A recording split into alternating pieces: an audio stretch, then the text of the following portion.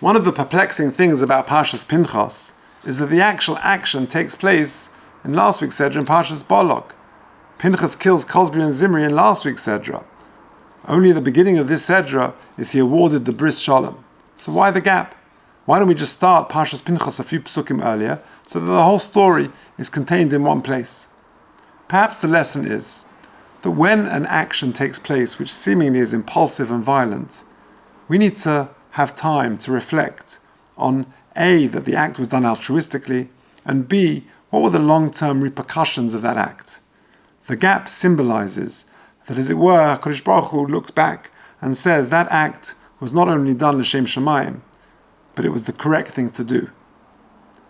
The message, of course, is that we need to consider the long-term effect of our actions.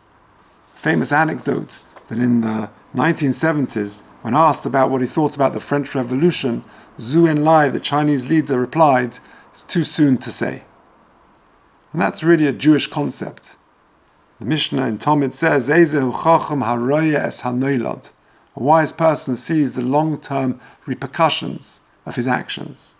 The famous Gemara in Gittin, in the Tisha B'Av Gemaras, when Rabbi Mezaka was given an audience and was asked, they had the opportunity to ask for things, he said, "Ten li yavne v'chachomeha," because he understood that the long-term spiritual survival is in the hands of the Talmidei Chachomim and the leaders of the Jewish people.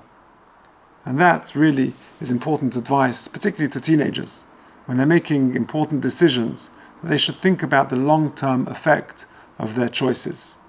And that perhaps is what the gap symbolizes, to think about the long-term repercussions of our actions.